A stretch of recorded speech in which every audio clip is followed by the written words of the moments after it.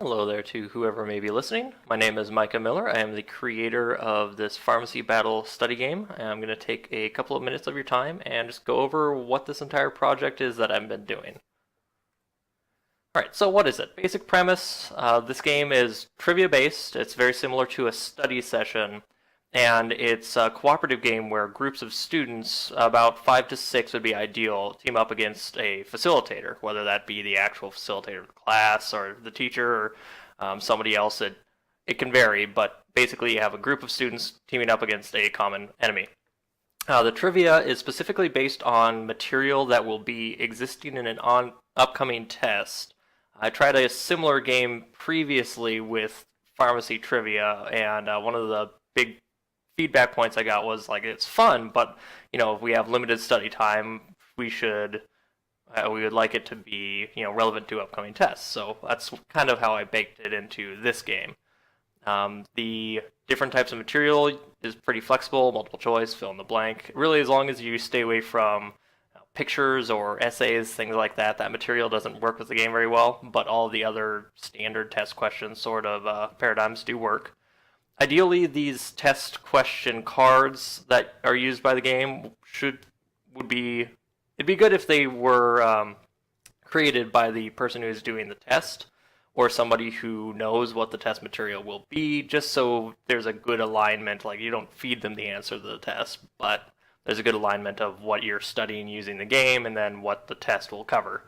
Now, as far as the questions themselves go, there's no special game elements required of the questions. It's just normal content, so you could pretty much, with a little bit of editing just for size, you could copy paste questions from an existing test bank into a card template, and then there you go. The game, very importantly, is designed to be longitudinal across the course of at least a semester, with each student being assigned in a particular group at the start of the semester and then staying in that group with repeated sessions throughout that semester. Ideally, if this is used in a block test sort of format class, it would be before every block test, there'd be a game session for each group. That way they can study for the block test, and then that'd be approximately 6 sessions along the course of an entire semester. With it being longitudinal and the group staying the same, there'd be a running victory point leaderboard, which would have some sort of either digital or physical presence so that people could keep it track, and you'd spur motivation for studying and to outperform and reach the top of the leaderboard.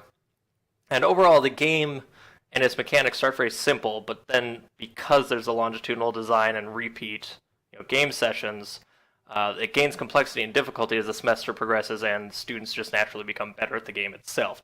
Try to keep things interesting and keep the level of challenge up. So, to differentiate this from just a regular study session or a practice test, true, the content is very much the same, which I think is a good thing. I don't want to, change the best part of a study session, which is imparting, knowledge in a fairly compacted way. And to that point, the core measure of succeeding as a player and as a group is you still have to know the pharmacy information that's going to be on the test and then apply it. And sometimes you're doing that as an individual, sometimes you're doing that with group help. But on top of that general idea, there's a simple set of game mechanics that sort of have a scaffolding around that core pharmacy knowledge center that gives you some extra choices, some extra agency as a player, as a student, that you can work to formulate attack strategies and think of it as a battlefield between you and the facilitator. Who's going to team up? Who's going to have moments of grandeur and individual performance? Who's going to team up together and go this direction? So on and so forth. It makes more sense once you get into the game a little bit to see what I'm talking about. But basically, these game elements don't interact so much with the test questions or the quiz questions, but they exist as sort of the scaffolding that the quiz questions exist within.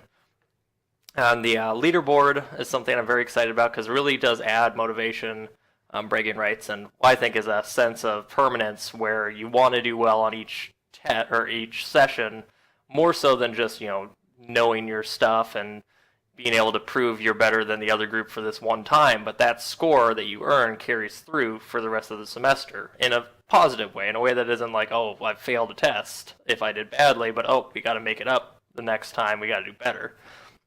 And also, my hopes are that keeping the same group over the semester would hopefully add some amount of social connection between students. I think it'd be especially good for a first-year class that hasn't had several semesters of time to already develop that group dynamic. So I think it'll be a positive force for social behavior between students.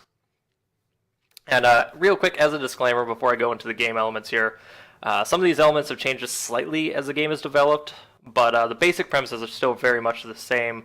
Mostly the things that have changed are like small number tweaks on equipment, some wording tweaks. So if you see this and then get your hands on the actual game content sometime down the road and something isn't quite the same as it was here, just know that some of the content has changed. But it is definitely worth understanding the game element basics because they're pretty much totally intact. So to start off, you got the villain, who is a facilitator, teacher, just a person who basically is acting as the game mechanics referee and the one that's is the antagonist of the setting. The facilitator is the one that is asking the questions of the players, and this is the form of damage that the facilitator does. The facilitator has an entire deck. I've been playing with the size. It's usually somewhere between 60 to 90 pharmacy questions, and then has a secondary deck that chooses the targets of the attacks, but I'll get into that a little bit more later. The facilitator as an avatar is protected by some stone sentinels, which get in the way of getting attacked, or the facilitator being attacked. And when I originally designed this game, I kind of set it up to be, your avatar is whatever it is. Now that it's longitudinal and a little bit more developed, the actual villain of each setting is different and exists in sort of a progressing level of threat from one boss to the next as the semester goes on. So I kept the dragon, although it looks better now, and I kept an evil wizard in the form of a lich, but the witch didn't make the final cut. So, next part up is the students, the heroes of our setting. Usually, I say ideally 2 to 5, but realistically, I think it'd be not as interesting to have less than 3, and I think up to 6 has been okay in testing so far. 2 might be cutting it a little close, but essentially you have a handful of students, a smallish group of students band together to fight the facilitator, and they can deflect attacks by answering the pharmacy questions correctly, so they never have to take damage if they know all the content. And if they want to push their luck, they can actually elect to attack and then take on an additional question, try to answer that to do extra damage as a critical strike. The group of students has a unique way of expressing their own role within the group by choosing their equipment. They will usually choose one kind of weapon, one piece of armor, and a magic flask. So as I was saying earlier, when it comes to taking damage, the facilitator attacks, quote-unquote, students with pharmacy questions drawn from a deck. They first have to draw from an attack target deck to determine which student is being attacked, to keep things nice and fair, and also varied. One thing that's interesting about this game is the person who is playing the role of the facilitator, as long as they know the rules and enforce them, they don't actually have to know any pharmacy knowledge. So the facilitator is never asked to produce knowledge of themselves. So in that way, you could have somebody standing in as a facilitator as long as they know the rules. They don't even have to be pharmacy personnel. And that's why the attack target deck is there, is they don't have to make any decisions. The deck does it for them. So in this case, the attack target drawn is attack one random hero. All of the players, student groups, have a 20-sided die that they come to the table with, and this attack target card asks them to all roll a 20-sided die, and the attack is targeted to the student who rolls the lowest. And if they are unsuccessful, they take 1 damage. However, let's just say that this female silhouette was the one that rolled lowest. After we've decided we're going to attack this particular player, we draw the actual trivia quiz card. And this wouldn't be seen by the students, obviously, because the correct answer is highlighted on there and on the real cards as well.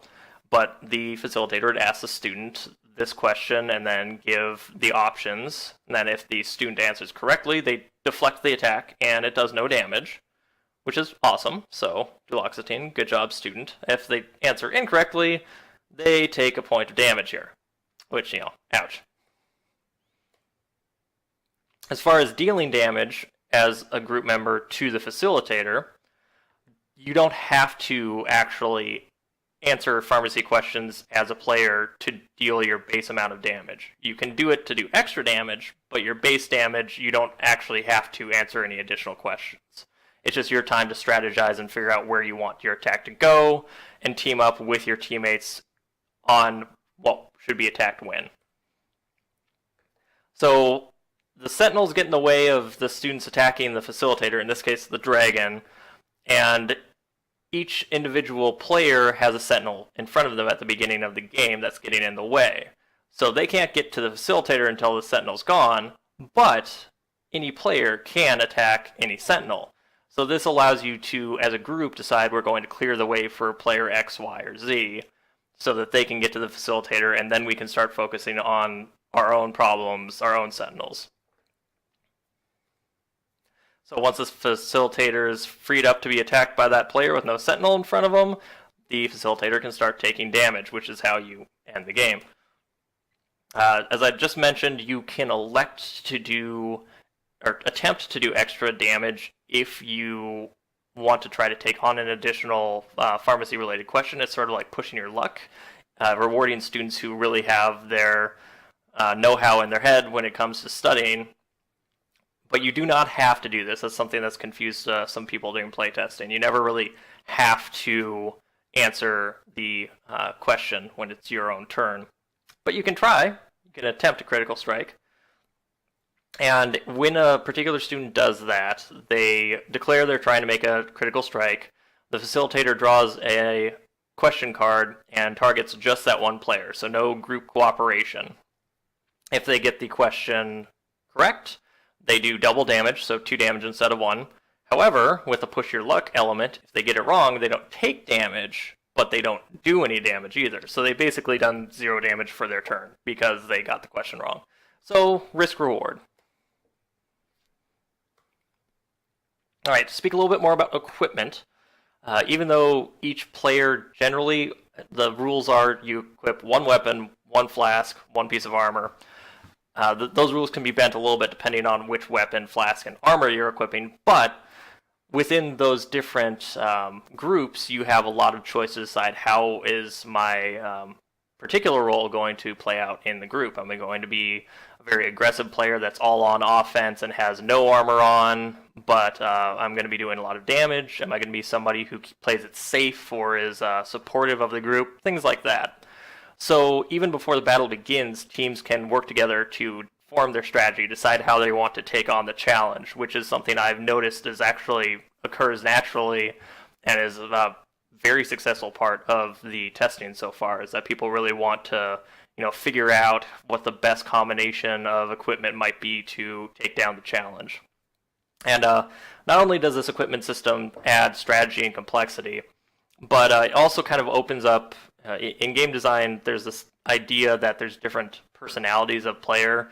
I think it's sort of a no-brainer thing if you think about it, but some people very much do not like to be the center of attention. They like to stay back and support their team and be a team player, versus you have the other people who just want to be the star of the show, and then there's everything in between. The game is attempting to sort of fit all of those different roles within that spectrum to give each player the ability to play the way they want to and the way that they think will work best for the team. So just to give an example of equipment, talking about weapons, we'll call this player Ari. At least this is her avatar. So as a student, she's fiercely competitive, studies hard, and is confident in her knowledge. So she would be like that star student, very confident, like wants to go full-on aggressive. And as such, when considering her weapon choices, she goes for the hero sword, since it allows her to deal extra damage when she elects to do a critical strike. Instead of doing 2, she does 4. Of course, if she fails a question, she still misses, but that's never going to happen, right? So next, for a piece of armor, usually armor cards soak damage, like when you get a question wrong, there's sort of a fallback. However, there is an option, since Ari's so confident that she couldn't possibly miss a question, there's one piece of armor that doesn't protect her at all, and that would be the apothecary robes. Now, it doesn't protect her, however, they do, by equipping this piece of armor, she is allowed to take an extra flask at the beginning of battle. So she's sort of forsaking her defense for grabbing an extra flask, which you'll see in the next slide. So there's lots of flasks in the game. They're essentially like utility sorts of pieces of equipment, whereas most weapons like do attack things, and then most armor does defense things. These are sort of wild card effects that can, be beneficial for allies or the group as a whole, or benefit you at a certain time. They're just sort of interesting, quirky things. So usually you're only allowed to equip one flask per player, but since, as we mentioned in the last slide, Ari equipped the apothecary robes, she can now equip 2 flasks. So she decides to go a little bit more supportive, get the healing elixir, which heals the group as a whole, and also this telepathy tincture, which on certain questions that are targeted towards only one person, the rest of the group's not supposed to be able to help them. However, on a one-time basis, she can use this telepathy tincture to make it a group question. So if you have a group that knows and the person is struggling, you can pop this and all of a sudden it's a group question. So all of that out of the way, that's really the biggest complexity of it, but when it comes to winning the game, all you have to do is reduce the facilitator's life total to 0. So, you first got to destroy the Sentinels, get those out of the way. Then survive pharmacy questions by answering them correctly, so you don't die yourself. And then attack the facilitator ad nauseum until victory. Once the facilitator's health total hits 0, then the group is victorious.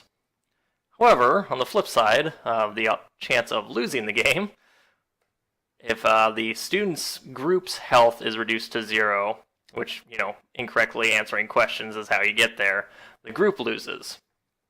And it's a very real possibility. Individual students do have armor to prevent damage to themselves, so if the wizard here got hit with the wrong question, or answered a question incorrectly, they could say, I'm going to take a token off of my armor and prevent that from coming through to the group. And that's great for an individual student, but students do share a life total. So even if you have all the protection you feel you need, if your teammate isn't up to snuff on their knowledge, they could start losing health for the group as well. So everybody has to band together as a group, and there's the group participation urge to do well. Scoring in leaderboards is something that has finally come into fruition, how to calculate that, and actually very much stayed the same as demonstrated here, just with some specific numbers that I won't bore you with. But basically when it comes to the scoreboards, it's not just whether you win or lose. There's multiple ways to gain points, like destroying sentinels will give you points, any damage that you deal to the facilitator, even if they don't perhaps die or the group isn't victorious, they still get points for doing the damage. And the more health you have remaining, assuming you win, the more points you get for that health. So note that with this setup, even if a group loses technically, they will still score some amount of points to be on the leaderboard.